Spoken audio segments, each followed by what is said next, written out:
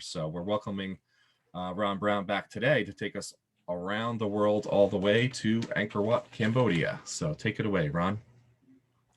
Okay, well, thank you very much, Jeff, and everybody out there at Port Washington. And as usual, it's wonderful to be back with you and sharing some of my travel experiences with you. As usual, I don't talk about a place unless I have been there. And so this series, which we've been doing, we've been covering a lot of fascinating cities of the world. We did Tel Aviv in May. Earlier, we did Istanbul. We did my vacation in Dubai and then St. Petersburg in Russia. Well, in this series, we have one more scheduled, and that is going to be in July 9th, again at noon, and that is going to be on Amsterdam, not New Amsterdam, but the old Amsterdam back in Holland. Then in August, I will be in Europe. I just reserved my ticket and I'll be there for the month of August. And then I'll be back in September and we will schedule more talks from September up until the holiday season. So our topic for today is Angkor Wat. So once again, I would love your feedback if anybody has been there or they have any questions. As usual, you can use the chat function at the top on the right where you see the three dots. So if something pops into your mind while I'm talking, you can just type in a comment or a question or whatever. And then at the end, we will open mic and you can share any experiences that you have. So, Angkor Wat, the lost city of ghosts, one of those myths, fascinating, empty, ancient cities.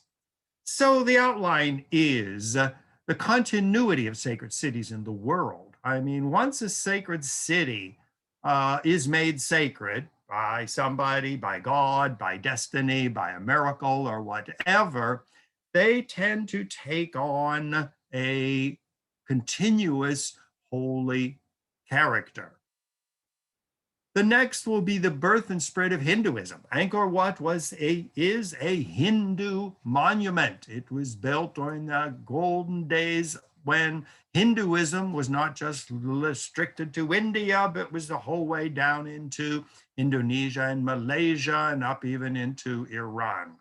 The great Kumar Empire, which ruled Cambodia for a good number of centuries, the decline of the empire, and then the rediscovery of Angkor Wat by French missionaries and the influence it had on such global forums as the Paris World's Fair of 1878.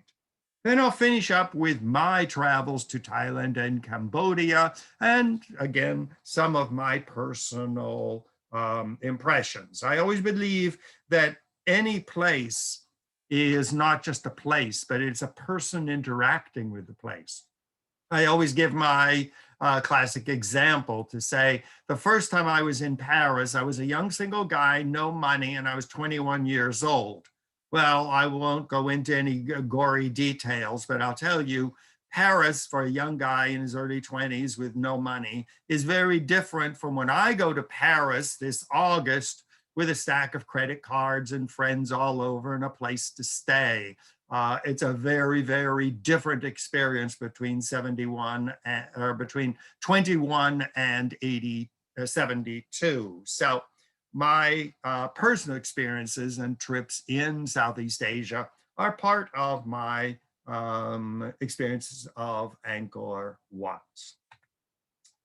So, as I mentioned, sacred cities tend to have a continuity.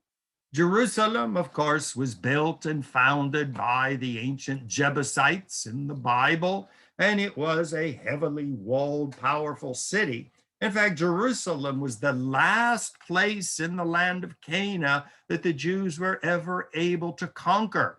and it was conquered by King David. The Jewish Bible recounts in vivid detail the final capture of the powerful city of Jerusalem, as it was called by the Jebusites. King David exterminating the population, selling all the children into slavery, and Jerusalem took on its second sacred role as the city of David. Well, of course, along came Jesus, and Jerusalem became the heart of the Christian world. And of course, the Muslims came, and they conquered Jerusalem and built the mosque, and it became the sacred city of Islam. Even in the Bible, it has been stated that when the Messiah returns, he will enter Jerusalem through the Golden Gate. Well, I'm convinced that even if aliens invade Earth and take over, they will find some reason to declare Jerusalem as the sacred city of the people from Mars or Jupiter or wherever. So once a city has emerged with a special, unique character, it goes through many different chapters, but it remains a sacred city. Perfect example is Rome, whether it is the Rome of the ancient Roman Empire, a city which gave its name to an entire empire stretching from Britain and Morocco the whole way down to Egypt and Syria.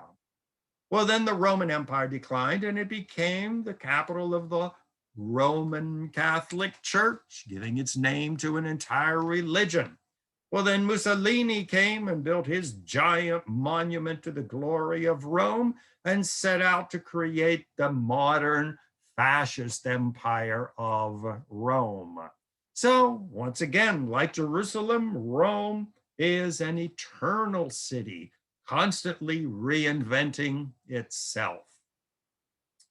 Well, I have always been fascinated by strange, lost, forgotten cities.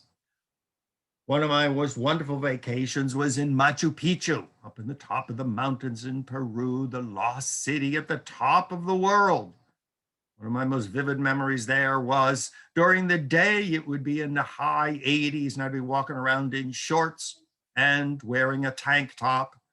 But by midnight, it was below zero. I would leave a glass of water on my night table to drink, and I'd wake up in the morning, it was frozen solid, and then this temperature would soar by the second back up into a very hot day. Mexico City, also another fascinating city, and there you see the Tenochtitlan in Mexico, a lost city of temples and stone buildings and palaces, today totally uninhabited. So this quest for lost cities is something that especially me and a lot of other people are constantly fascinated by these lost cities. Whatever it was and why it was lost, what happened to the people, what was the mystery of the city, this has constantly fascinated me. I haven't been to Great Zimbabwe in Southern Africa yet, but that's on my list of places to go. Atlantis, somewhere at the bottom of the Atlantic, is on my list to go. Easter Island is a place I've always wanted to go. Mohenjo-daro in Pakistan, the ancient cities of the Indus Valley civilization. Ur, the city of Abraham, the capital of the Babylonian Empire. But some places I have. For example, in the Yucatan, I visited the city of the Mayas, the lost city. But I've been constantly thrilled by the cities and all these legends that they inspire. It's a wonderful movie, The Lost City of Z, somewhere on the border between Paraguay and Brazil, where I spent an entire month trying to find the city. And there's even a famous book and a movie, The Lost City of Z, a tale of deadly obsession. in the Amazon. Well, I gave up after a month of roaming through the Chaco and the jungles looking for the lost city, which has still never been found.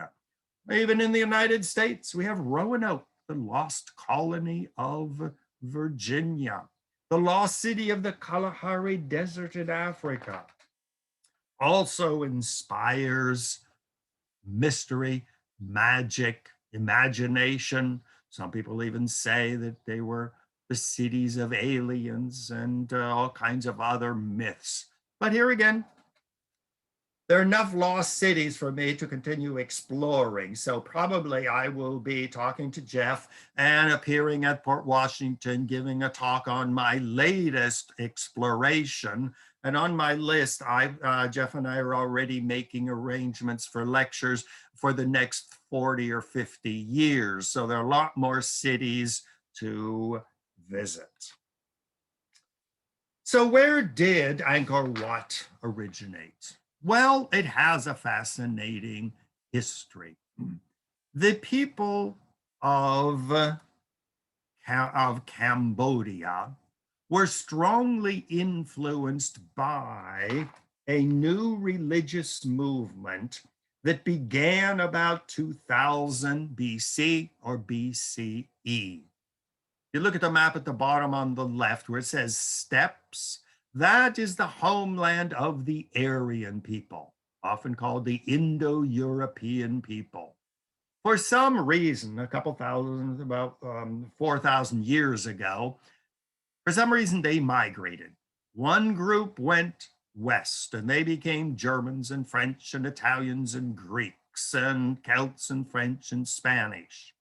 Another group went east and they became the Persians, the Afghanis, the Pakistanis, and the Indians. Well, when the Aryans invaded India, they took over the ancient civilizations of the Indus Valley and created a brand new religion, a religion of many gods, many books. And this religion became known as Hinduism. Hinduism claims to be the oldest surviving religion in the world, staying in its homeland, building temples, constantly adding new gods and goddesses and spirits, and building giant monumental Hindu cities wherever they expanded to. Well, from India, this mixture of the ancient Dravidian cultures of India, of the Indus Valley, mixing with the Indo-Europeans, bringing their Sanskrit language, created a dynamic new religion called Hinduism. Well, like with any religion, when it takes root, it is filled with a dynamic of spreading the good news to everyone. So from India, they conquered Afghanistan, modern-day Pakistan, up into Tibet. The Hindus took over and converted Burma, Thailand, Vietnam, Cambodia, Laos, down into Malaysia and Indonesia, and building giant Hindu temples wherever they settled. Now, the Sanskrit language that they speak is related to the European languages. It is part of the Indo-European language family. So Sanskrit is related to French and German and English and Russian and all the European languages. And it's the Eastern branch of the Indo-European family. That's why it's called Indo-European, India and Europe. Their most ancient book was the Vedas, written thousands of years ago, multitude of deities, and they elaborated the caste system with the white-skinned, tall, slender Indo-European Aryans at the top, and at the very bottom were the untouchables. Everybody knew their place in the society, and they transported their Sanskrit language, the Veda literature, the caste system, and their multitudes of gods. They exported, built temples, such as the one we see in the right, in modern day Burma. Now, as Hinduism spread, it always remembered the Himalaya mountains, where the Aryans first encountered the Dravidian people of India. In North India, right on the border with China and Nepal, is Mount Meru, towering snow-covered mountain. And for the Hindus, as well as for the Buddhists, Mount Meru, or Sumeru as it is sometimes called, was considered the homeland of all of the gods. And this is contained in the Veda literature. So wherever the Hindus went, whether it was Afghanistan or up into China or the whole way down into Indonesia and Thailand and Cambodia, wherever they went, they took their sacred mountain with them. And they built magnificent temples in the shape of Mount Meru. Here we see one of the most magnificent Hindu temples built between the year 500 and 1400 AD, or the Common Era. And as you can see, all of the temples are pointed. They are all recreations of the sacred Mount Meru of northern India, where Hinduism is considered to be its homeland, where the abode of the gods. So wherever the Hindus went, they built stone Mount Merus, and they invited the Hindu gods to move in. Well, of course, the gods were perfectly happy out in Mount Meru, but there were all kinds of legends of a priest going into a Hindu temple and seeing an apparition of one of the Hindu gods who had come to spend a couple weeks on vacation at these magnificent temples. So each of these temples, now of course long abandoned and sometimes completely covered over with trees, the ponds are filled in, but still they believe that the Hindu gods do visit them from time to time. And these are the ones in Bali, very commonly visited vacation spot in Indonesia. Total variety of architecture, elaborate stone carvings, but all recreating Mount Meru in northern India on the border with China. Another very popular tourist site in Indonesia is Barubador. Once again, we see the Himalaya mountains with towering Mount Meru in the middle. Once again, giant Hindu temples, today totally abandoned because Indonesia, Malaysia have become Muslim countries. But the ruins remain, and all kinds of legends, sightings of gods visiting and seeing ghosts walking around these deserted temples and towers.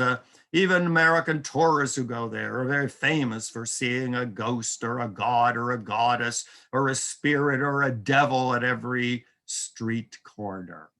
But these remain as the cities of the gods, the cities of ghosts.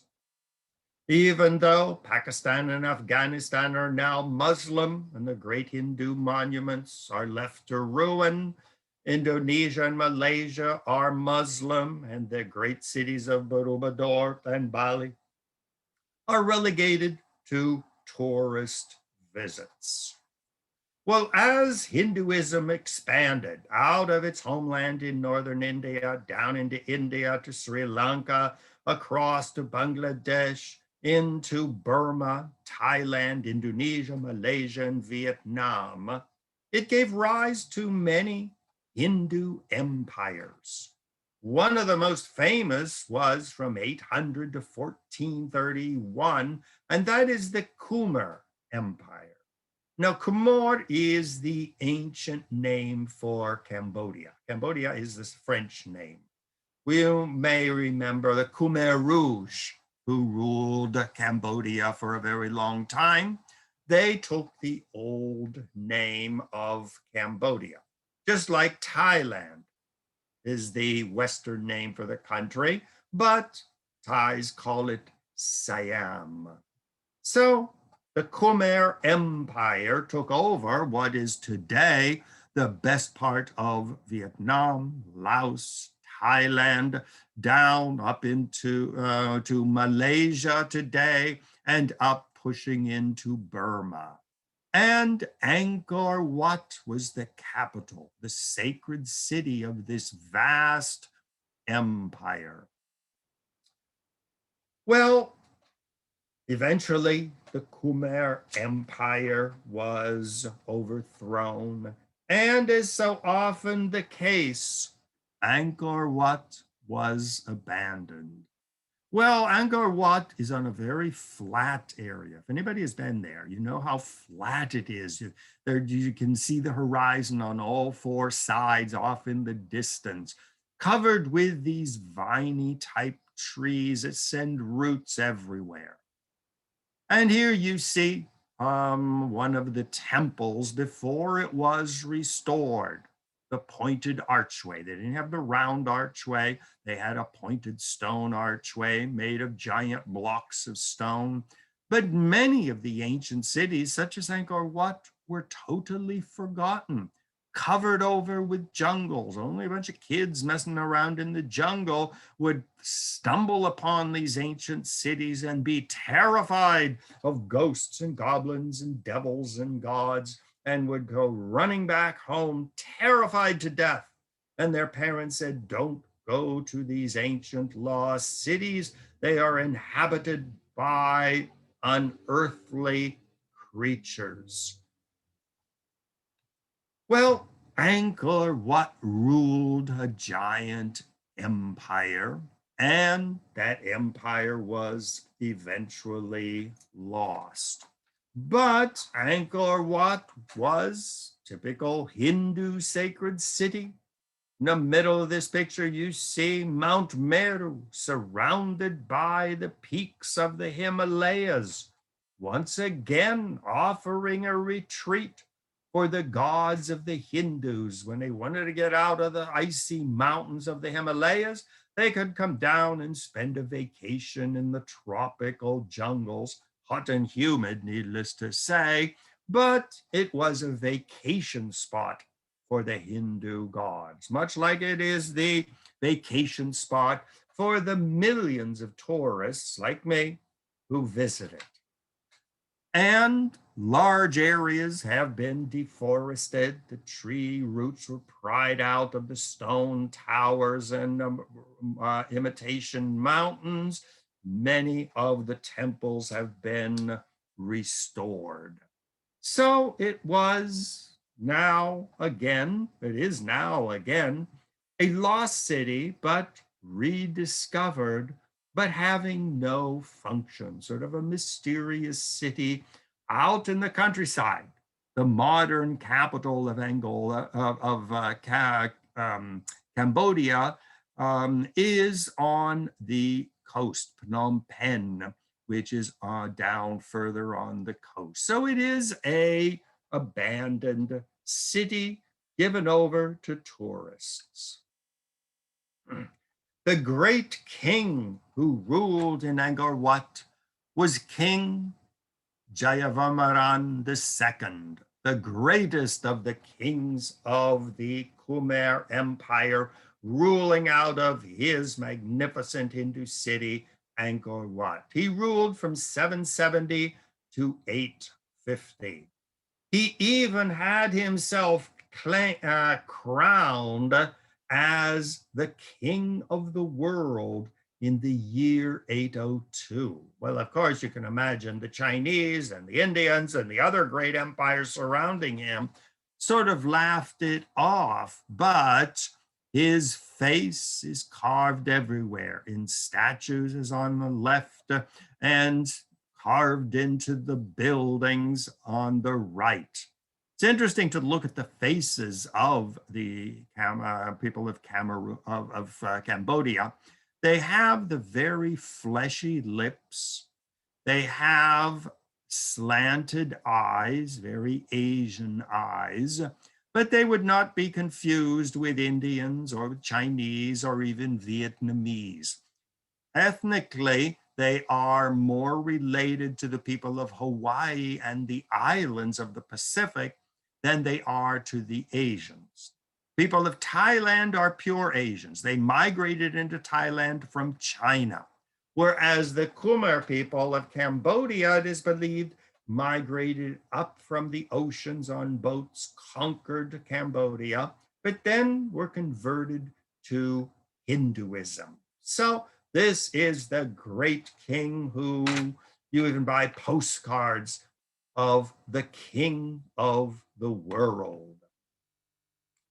The actual king who constructed the mountains of Angkor Wat that we see today is Suryavarnamaraman II, and he ruled during what is today the Middle Ages, sometimes called the Dark Ages in Europe. So he was ruling Cambodia, constructed Angkor Wat at the very same time as the early kings of France were building Notre Dame Cathedral.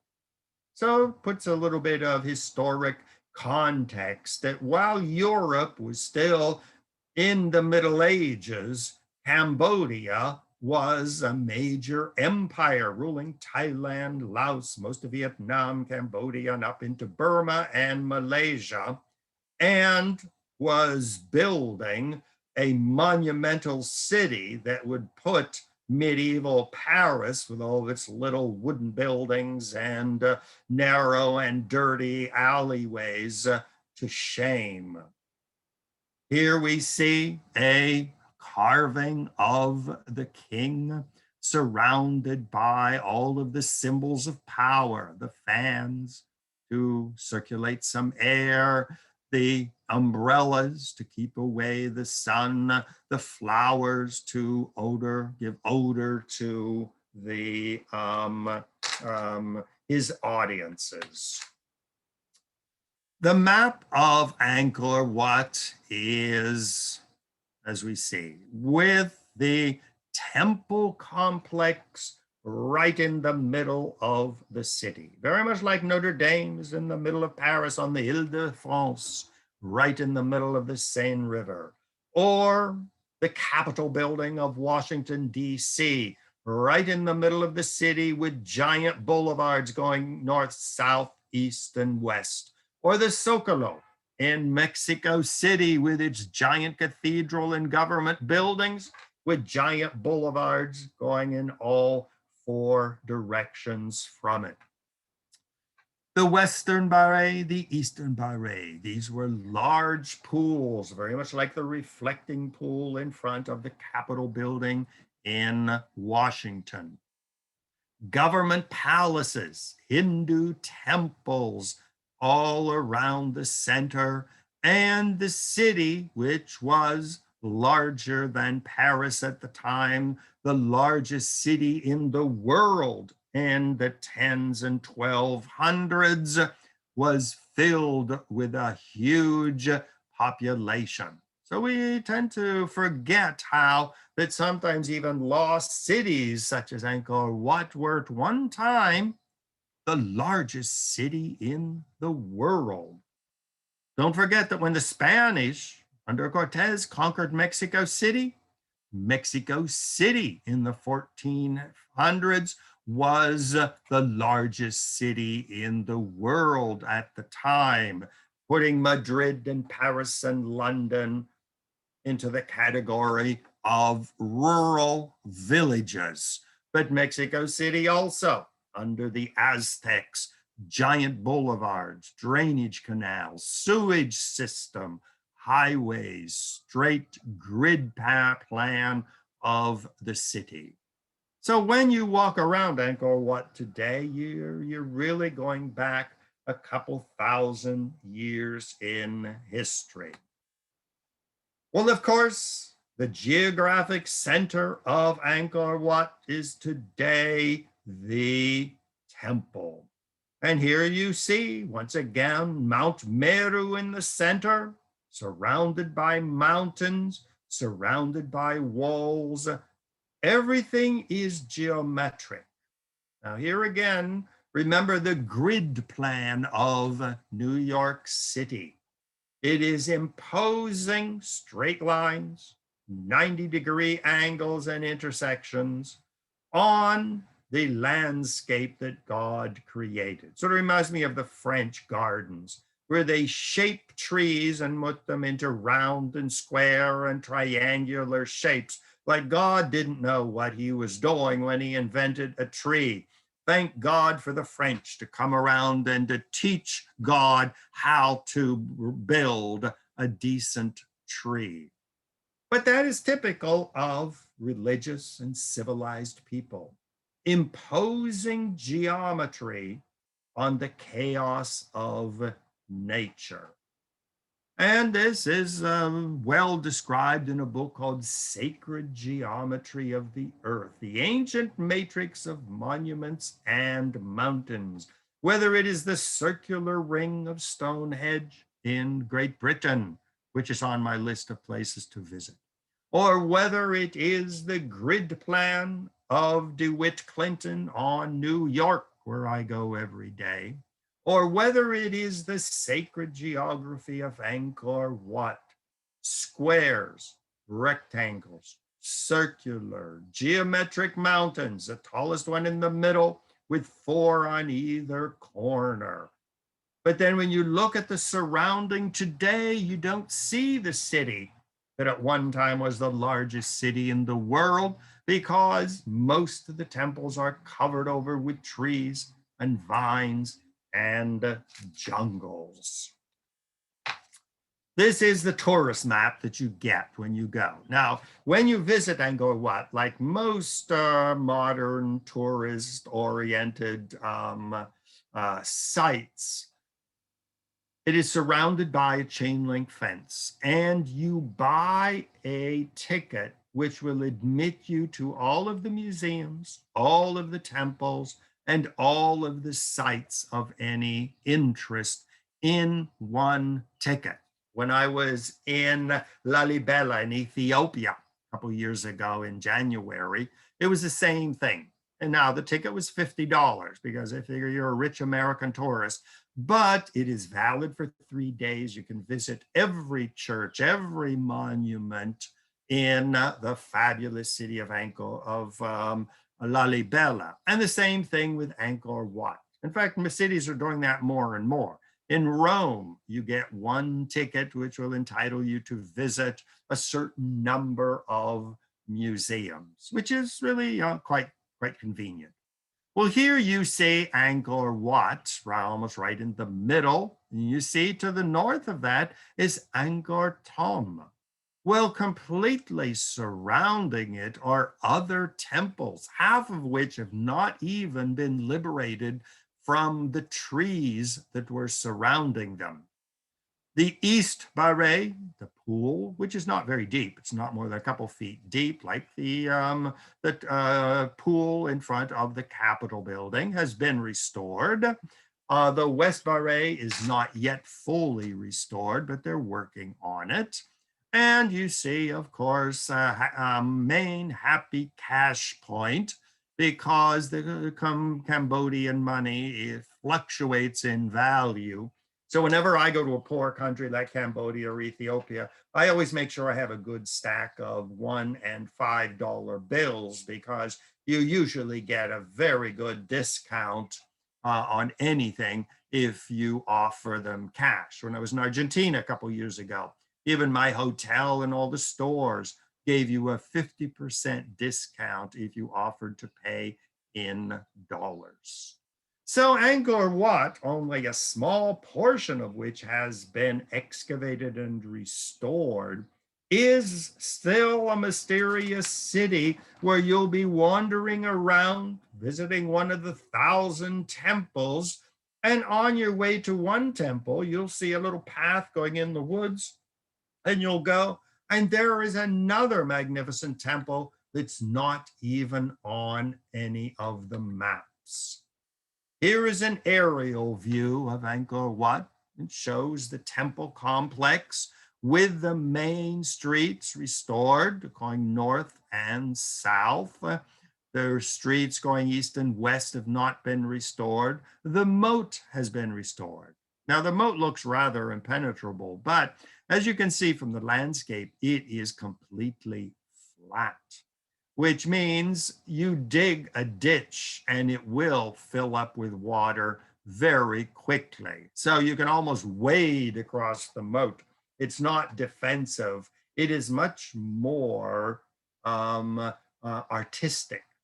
Now, for Angkor Wat, like for any Hindu cities, not only are mountains, Mount Meru, sacred, but water is sacred. Think of the sacred Ganges River in India, which is so important for bathing and for burning of dead bodies and disposing of the ashes of the deceased. So here again, you have Mount Meru in the middle, surrounded by the water of an imitation river Ganges, exporting Hinduism to the middle of Cambodia. The Angkor Thom Gate, which has been completely restored. On the left, you can see they didn't have round arches or flat arches. They had pointed arches. The only arch that was made in that same manner were the arches of the Mayas and the Aztecs in Central and South America. Once again, the face of the king or one of the gods at the temple, always surmounted by Mount Meru and the accompanying sacred peaks of the Himalayas. Now you can see a lot of the stones in the picture on the right have holes in them, because very often to restore a gate such as the Angkor Thom Gate, it had to be completely dismantled stone by stone. The roots of trees had to be poisoned and drug out, and then it had to be restored. And so very often stones would be drilled into the stones so that they could be lifted by giant cranes and put back in shape. They've stopped doing that now. They use other methods, but sometimes you do see the stones left over from the reconstruction. The buildings themselves and the temples are completely surrounded by stories from the Gita, the ancient Hindu book of gods and goddesses and kings. Entire legends are carved into stone. In fact, a lot of these recreate the daily life of the Cambodians, showing farmers at work, showing soldiers at war, bringing back captives with ropes around their neck, showing the hierarchical structure of Hindu society. And more of these are being restored and portraying the life of the ancient Angkor Wat Kumar Empire. This is very typical of the state of Angkor Wat before a lot of the temples had been restored. Sometimes the roots of the buildings were basically what was keeping the building standing. And so to remove the tree, you would destroy the building. So archaeologists, very often sponsored by UNESCO and foreign archaeological groups, would adopt a temple and would take out the roots. Now, these trees are called the ficus. Some of you might have the ficus tree in your apartment. They're a very common tree in ornamental circles in the United States. But be careful, if it continues growing too long, it will be spreading roots into your refrigerator and your stove, take over your VCR, and totally drive you out of your apartment, because it is a tree which is constantly putting out new roots, seeking water from the land. Angkor Wat remains the main symbol of the country, once again testifying to the glory of the Kumar Empire. You see coins have Angkor Wat. The flag of Cambodia has Angkor Wat.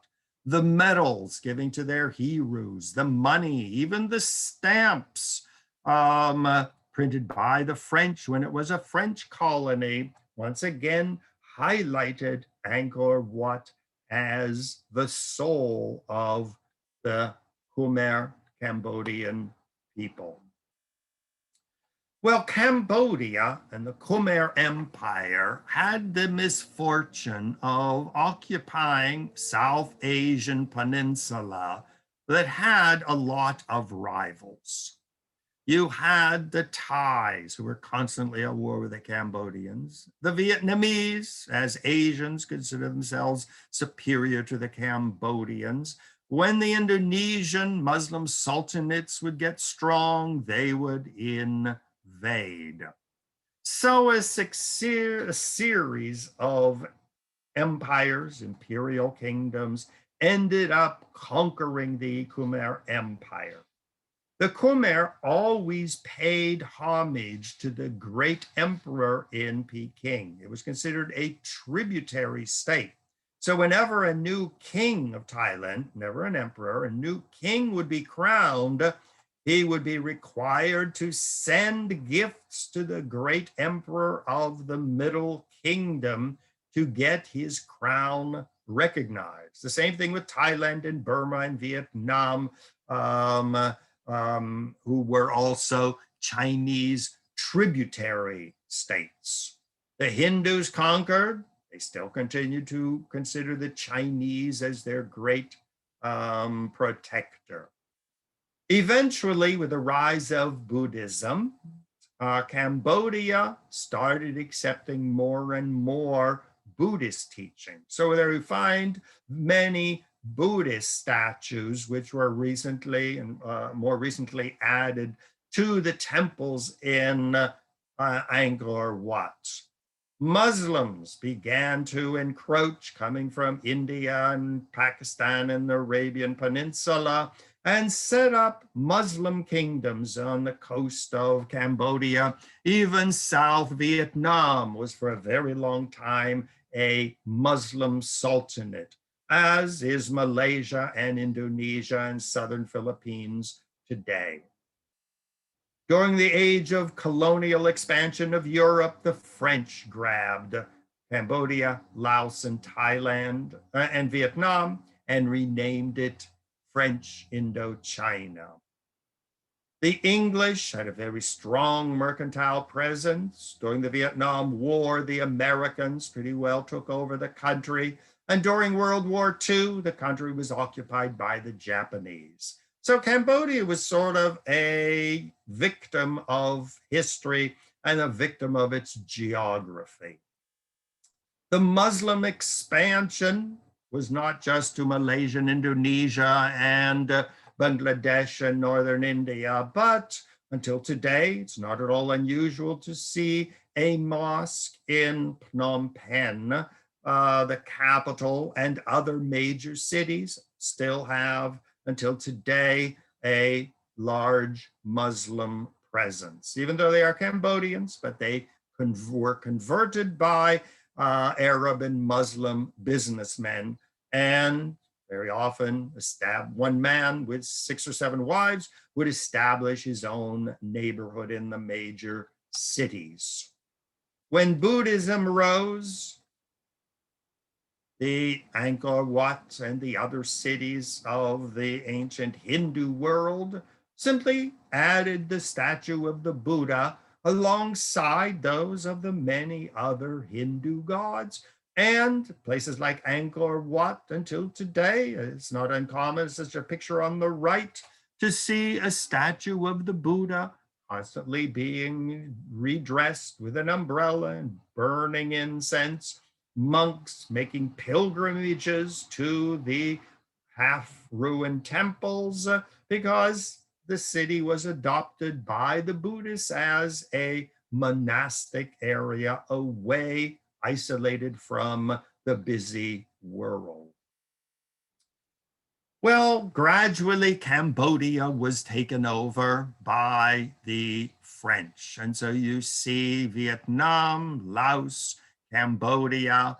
Cambodia was fought over by the Thais in Thailand, who thought they should control part of it. In fact, the Thais until today claim Angkor Wat as one of their great cities.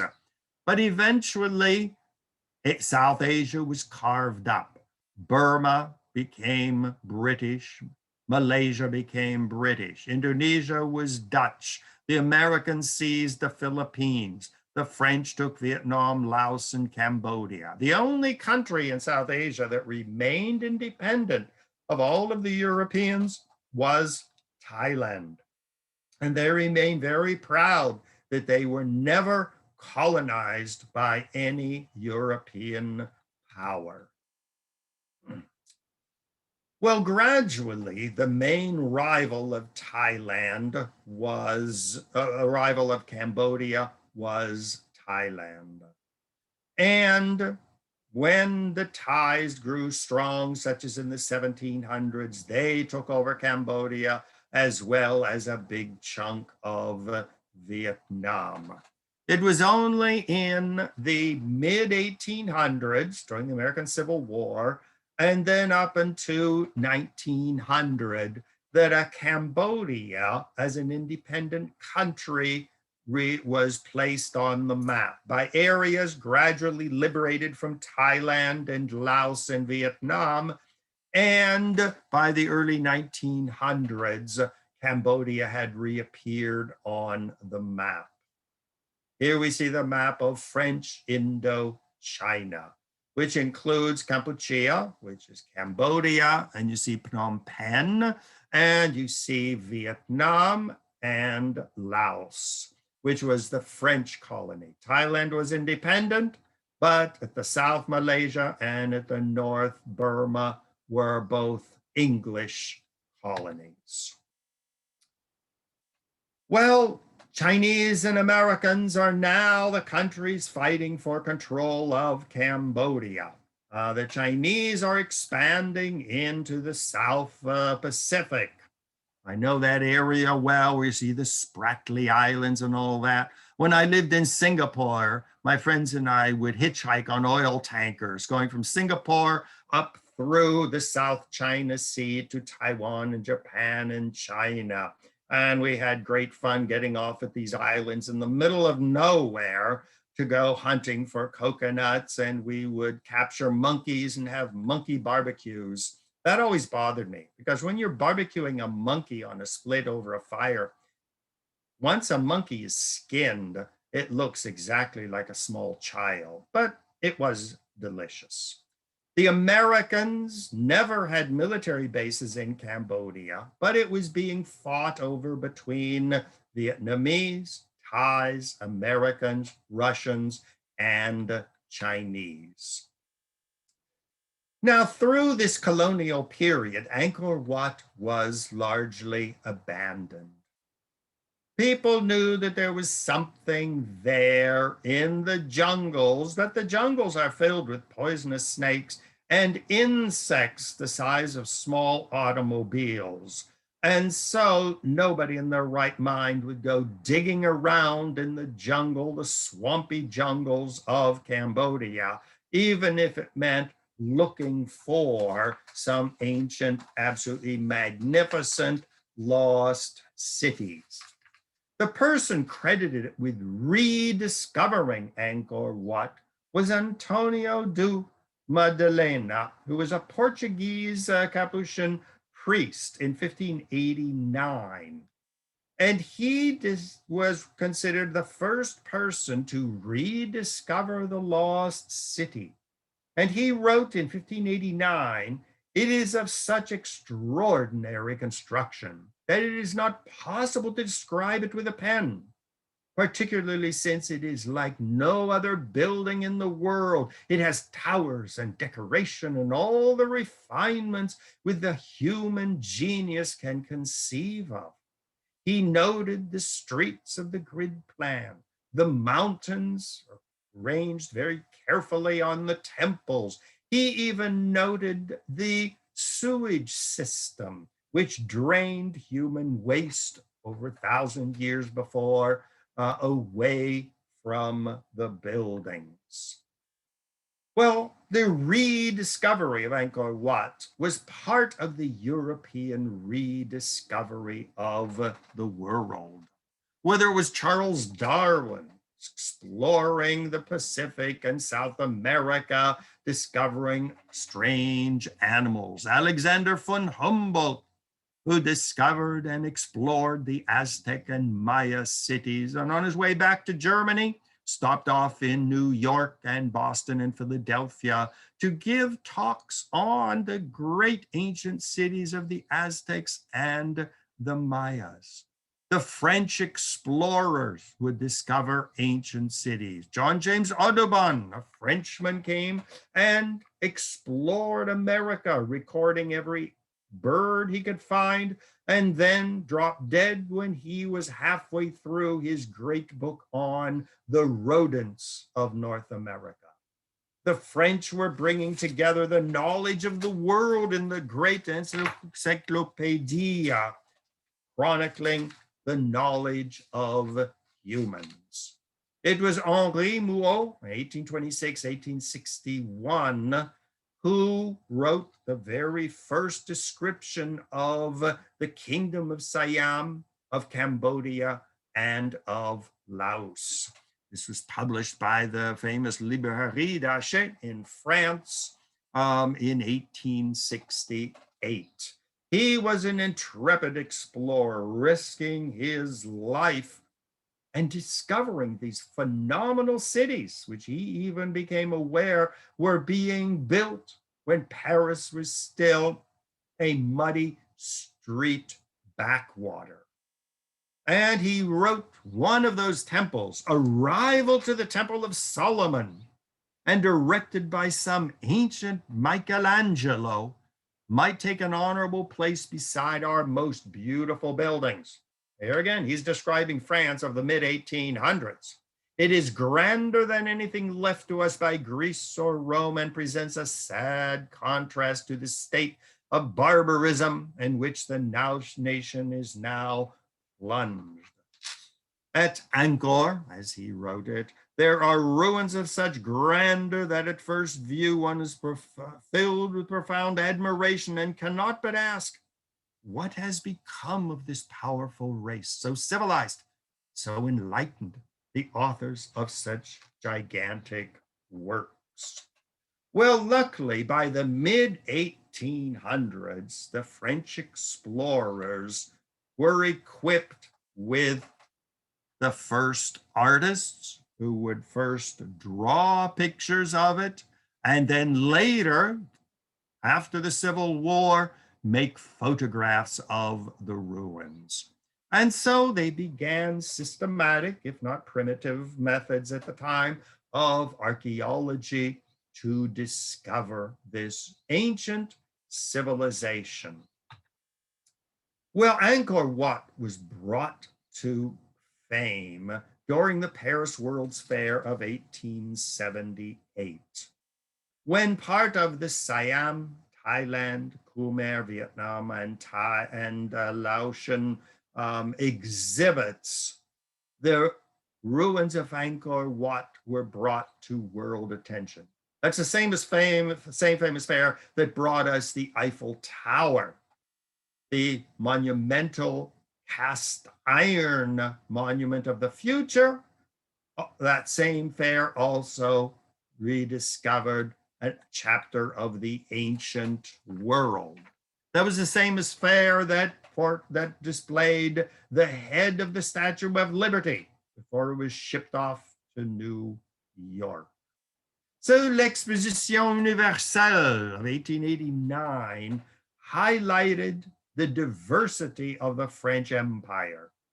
everything from African villages, everything from villages in the easternmost parts of France, the southernmost parts of France, temples from Angkor Wat, temples from Vietnam were all highlighted to show the global empire of France. Don't forget, France had just lost the Franco-Prussian War. Alsace-Lorraine, the ancestor of my grandmother's family, was returned to France, to Germany, as part of the great German Empire. In fact, my grandmother's family still considers Alsace-Lorraine as temporarily under French occupation, and it will soon be liberated by Germany and returned to the German motherland. Well, the French lost Alsace-Lorraine. They were defeated by the Germans, the Prussians, but they celebrated the glory of France with the famous Exposition Universelle. The ruins of Angkor were highlighted in posters, a recreation of one of the temples on the left of plaster was made. Photographs, drawings, paintings of the temples of Angkor Wat once again testified to the glory of the French Empire. Everybody was fascinated by this new discovery of an ancient lost civilization in the jungle. These are more pictures from the Exposition Universelle, statues, temples, recreations of temples, all kinds of exhibits highlighting the glory that once was. Well, I had the pleasure of going to Angkor Wat. Now, I can give you my travel experiences. So if you're planning to go, you still have time to make a nice summer trip. As you will notice, I have been in Thailand and Cambodia in January, which is my university, my Touro College winter break. So I always go somewhere warm. That's the ideal time to visit Thailand. In the summer, it is excruciatingly hot and humid.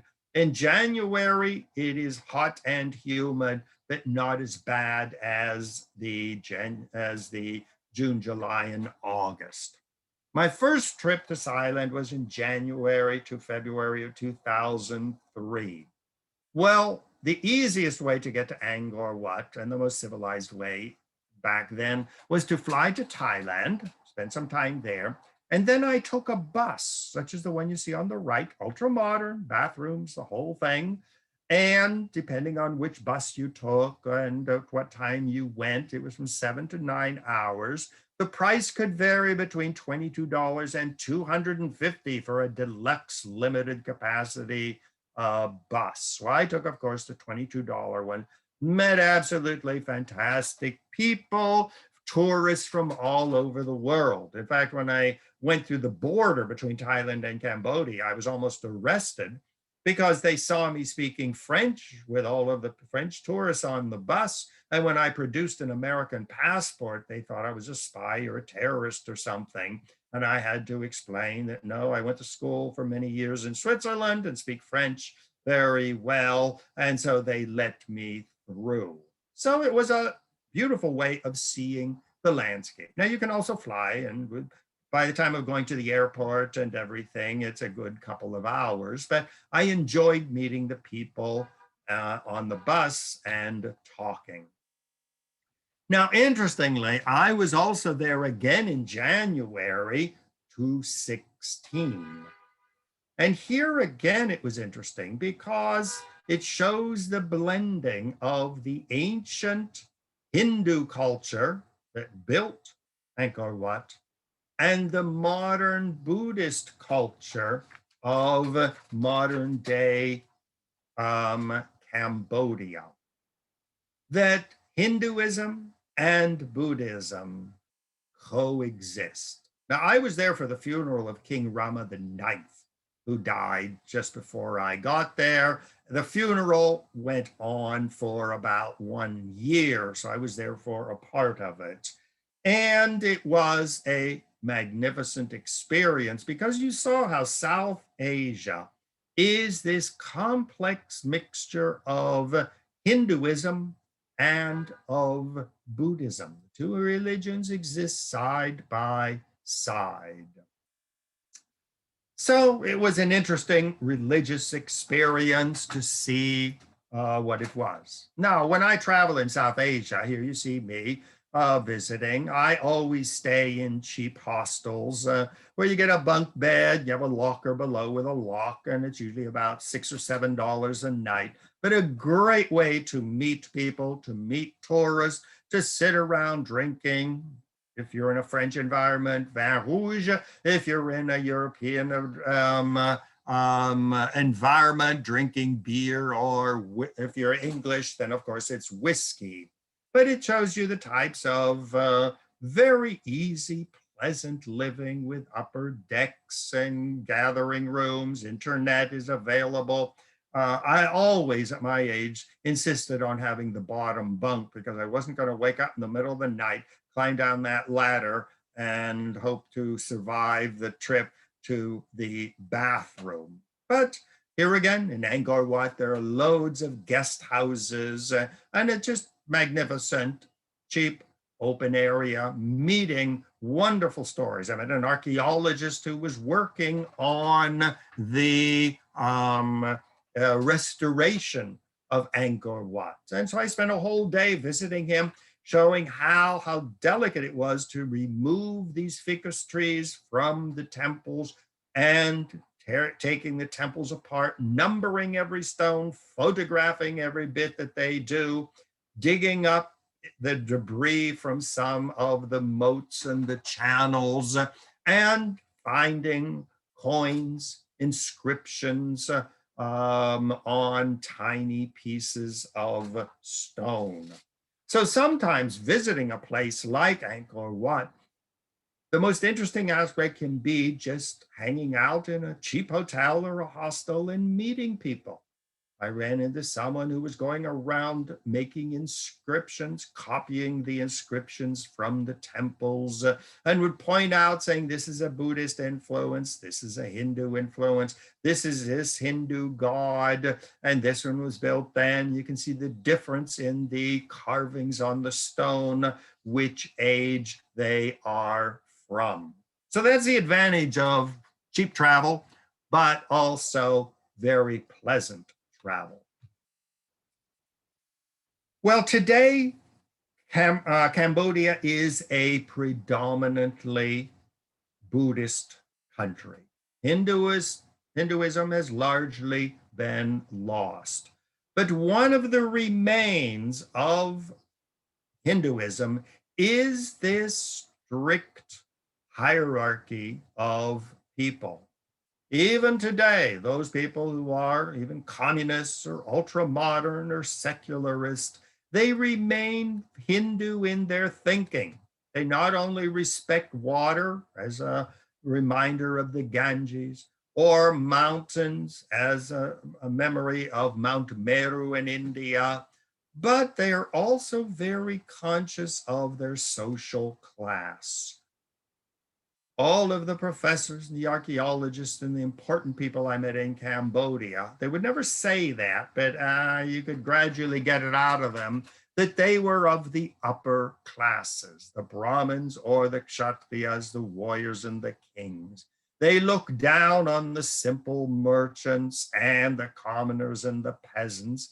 And there is even a caste of outcast people, even though they have become Buddhist. Some have become Christian or Muslim, but still the caste system remains very much a part of their consciousness. Well, I went back from Cambodia, and when I was in Bangkok, as I said, I was there for the burial of King Rama IX. And here again, I saw the enduring Hindu importance, not just in archaeological ruins, but even in the temples of Bangkok. You see these towers, the recreations of Mount Meru. The picture in the upper right was in Hua Hin, just south of Bangkok. You see a picture of the recently deceased king. Well, who's surrounding him? The Hindu gods and goddesses and spirits. Below that is the funeral pyre being built out of wood where the king's body would be inserted. The whole thing would go up in flames. Once again, the cremation of the body in a replica of Mount Meru. So the Hindu history of Cambodia remains very strong. Mount Meru, the origin of Hinduism, is an ever-present site in the architecture. The rulers look to Hinduism. Even the name, King Rama the Ninth. Ram is one of the major Hindu gods. So even though Angkor Wat is the lost city of ghosts, the spirit of Hinduism still remains very strong in Cambodia. And so it was really a phenomenal exploration of the mingling of cultures, of religions, of civilizations in one small country called Cambodia.